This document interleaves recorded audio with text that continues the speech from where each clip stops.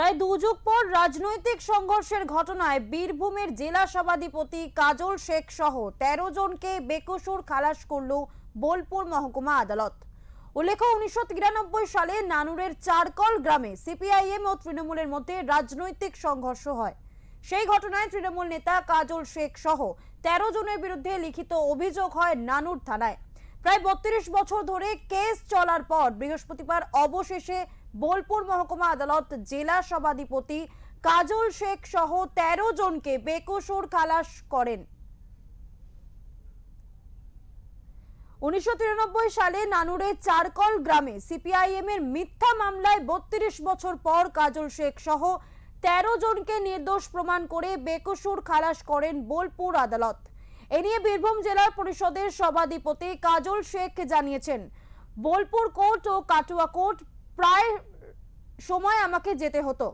বাম আমলে বাম বিরোধী আন্দোলন করতে গিয়ে প্রায় ৬৩টা মিথ্যা মামলা দেওয়া হয়েছিল। এখনো পর্যন্ত ৮টি মামলা বাকি রয়েছে। বাকি মামলায় বেকসুর খালাস দিয়েছে আদালত।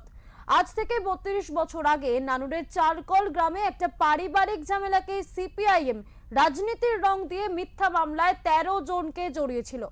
বোলপুর মহকুমা আদালত বৃহস্পতিবার সওয়াল জবাব শোনার পরে ১৩ জনকে বেকসুর খালাস করেছে।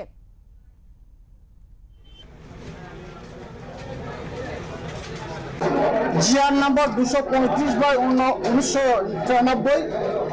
এই কেসটার আজকে রায় ঘোষণার দিন ছিল। আজকে মহামান্য আদালত আমাদেরকে বেকসুর খালাস করলো সওয়াল জবাবের ভিত্তিতে।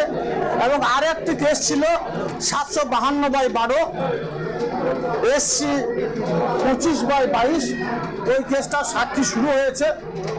অর্থাৎ প্রত্যেকটি কেস আমাদের বাম জামানায় যেগুলো দেওয়া হয়েছিল, যে মিথ্যা মামলাগুলো, সেই মিথ্যা মামলাগুলো থেকে আমি নিষ্পত্তি পেয়েছি। বাকি যে ৭-৮টা মামলা আছে, সেই মামলাগুলোর জন্য কোর্টে আমাকে আসতে হয়, সেই জন্য আজকে এসেছি। আজকে একটা মামলা, আজ থেকে ৩২ বছর আগে যে মামলা করা হয়েছিল মিথ্যা মামলা, সেই মামলা থেকে মহামান্য আদালত আমাকে নিষ্পত্তি দিয়েছে। ঘটনাটা কি ছিল? ঘটনায় রাজনৈতিক সংঘর্ষ ছিল। তখন বাম জামানায় ১৯৯৩ সালে চারকল গ্রামে একটা পারিবারিক ঝামেলা হয়েছিল।